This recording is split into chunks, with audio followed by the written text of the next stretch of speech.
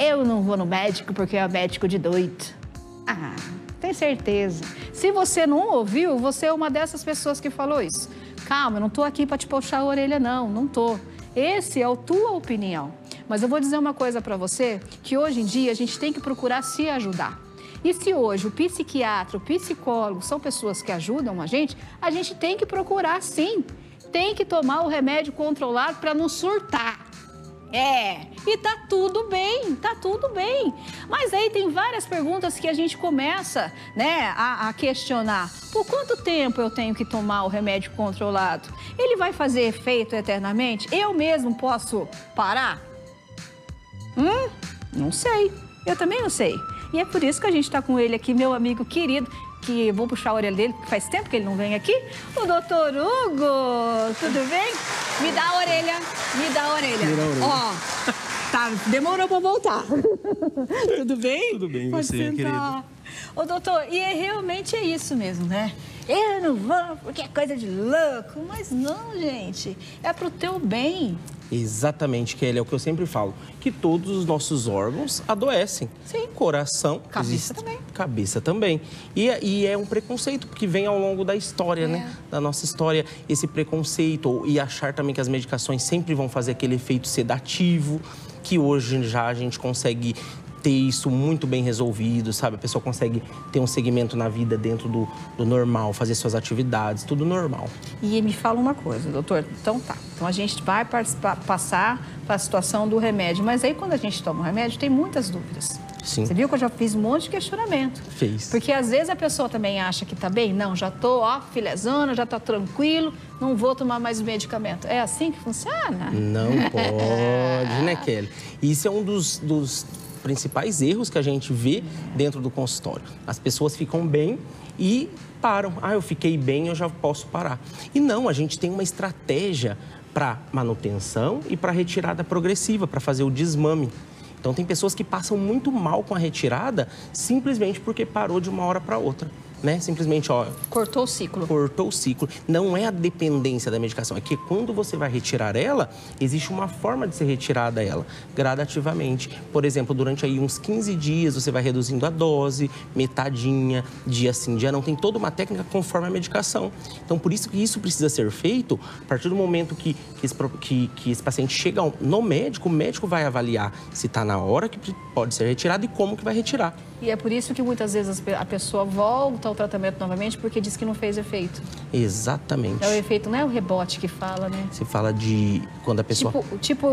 eu voltei a tomar remédio porque eu estava tomando remédio, parei e agora não faz mais efeito. Isso. Ou, tipo, ele não vê... Não vê que ele fez tudo errado. Tudo errado. E por isso que está voltando os sintomas. E muitos continuam também por conta própria tomando. Consegue ali uma receitinha. Consegue. Isso aí a gente sabe que consegue, né? Vamos falar a verdade. E daí prolonga, às vezes, um tratamento, Kelly, que não precisaria estar todo aquele tempo, né? Porque ele já tem medicamentos que dão uma reação muito forte a hora que você para, interrompe de um dia para o outro. E daí ele fala assim, eu não consigo ficar sem essa medicação. E, na verdade, é porque ele retirou abruptamente. Então, assim, ele vai mantendo o uso, mesmo que esse medicamento muitas vezes podia ter sido retirado, mas de uma forma correta.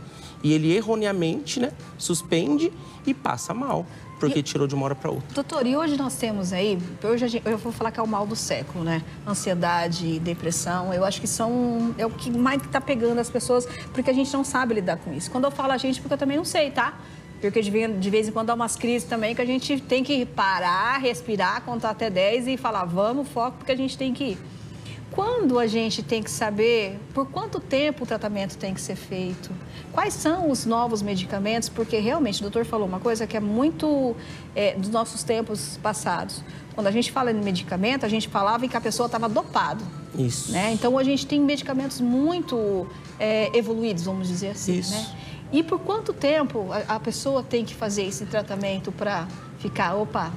Tô bem. Isso. É muito importante essa sua pergunta, porque as pessoas ficam assim, ó... A primeira pergunta que eles fazem, doutor, quanto tempo, quando a gente vê a necessidade da medicação, porque existem alguns casos que não precisa medicamento, que às vezes só o acompanhamento psicológico, atividade física, já resolve. Mas nos casos que a gente insere a medicação, Kelly, a gente tem que acompanhar a evolução. Por que tem que ser acompanhado? Porque cada pessoa vai melhorar e vai responder à medicação de uma forma, né? A individualidade de cada um. Então, assim, quando o paciente retorna para mim, eu avalio depois, por exemplo, de um tempo que ele já está tomando a medicação, se a resposta que ele está tendo, se essa melhora já está sendo o que a gente espera. E assim, conforme ele vai melhorando, a gente vai sabendo por quanto tempo que a gente vai conseguir, né, ter. Daí, quando a gente fala que remiu os sintomas, que ele está sem sintoma, daí é a hora que a gente pensa, opa, a gente já consegue reduzir e retirar. Então, assim, é muito individual o tempo, Kelly, porque cada um de nós, e conforme a doença e a gravidade dessa doença, vai ter uma resposta certa. Então, assim, eu não consigo, por exemplo, generalizar para todos que vai ser 6 meses, ou às vezes 1 ano, vai depender de como que cada um vai estar. Por quê?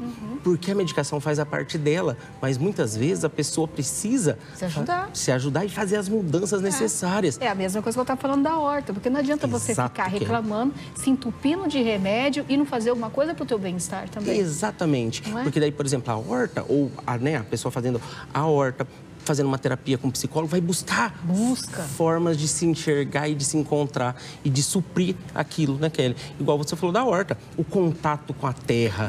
Conversar com o povo. O sol da vitamina D que vai ter ali na hora da horta, a vitamina D, né, é uma vitamina necessária para a pele. Então, assim, se a pessoa está fazendo a parte dela, se movendo, fazendo o que é necessário, a medicação ela vai dando o suporte e a chance da gente retirar ela mais rápido é muito maior. E tem um tempo limite ou também é individual? É sempre individual. Sempre individual. Nunca tem um tempo assim limite para tratamento, sabe? Por exemplo, depende do nível, por exemplo, chega uma pessoa com uma ansiedade ou uma depressão. A gente precisa avaliar o nível dessa ansiedade. Entendi. Porque existem níveis e classificações conforme a gravidade. Daí, conforme isso, a gente vai vendo a resposta de cada um. Zaninelli, manda para mim no meu ponto aqui o nome do medicamento da Elizabeth. Venlafaxina, é isso? Venlafaxina. É isso mesmo, né? É isso mesmo. A Elizabeth mandou uma mensagem pra gente aqui, doutor, dizendo que parou de tomar o medicamento. Você te interrompeu de vez, Elizabeth? Conta pra gente aí.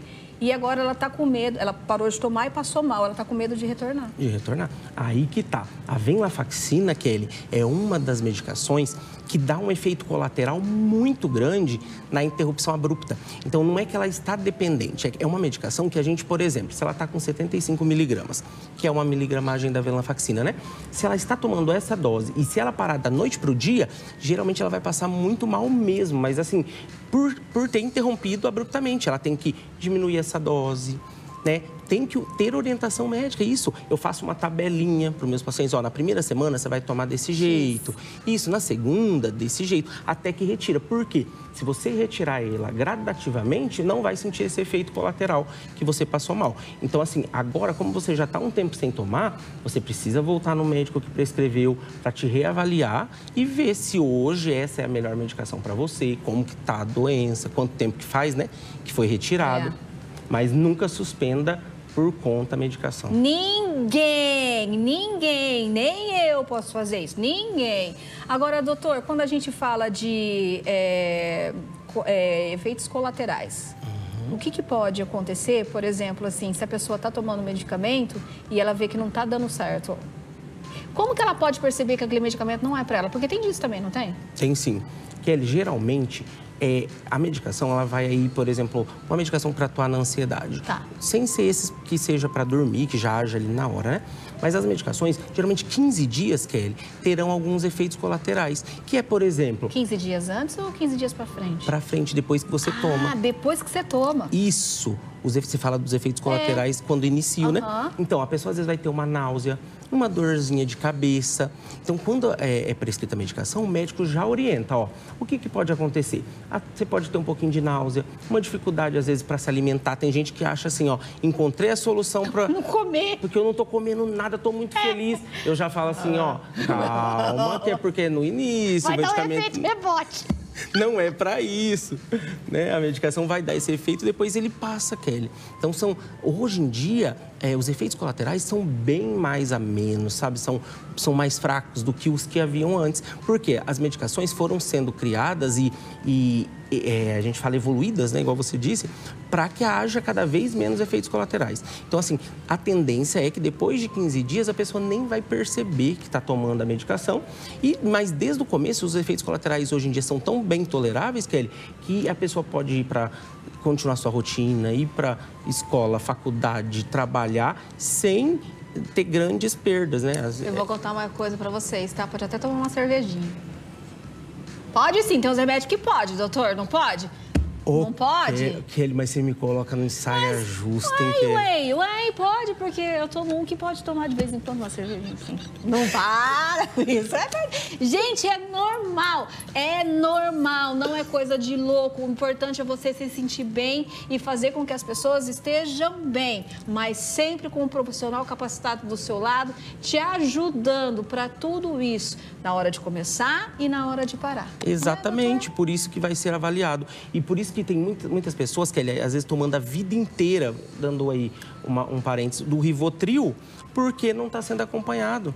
E pensa assim, se eu tirar o Rivotril, eu vou passar mal. Mas se você provavelmente colocar ele em gotas e diminuindo essas gotas gradativamente, provavelmente tem grande chance de ser... Isso, agora parar da noite pro dia, vai ter que ficar com o Rivotril a vida inteira. Não, ninguém quer ficar também a vida inteira, não. Pode parar com isso. Pode parar com isso. Vai voltar, né? Com certeza, Kelly. Tô aqui sempre. Foi corrido, mas chamou, a gente ajusta e, tá bom, e vem ver vocês. Então já vamos ver o nosso próximo assunto.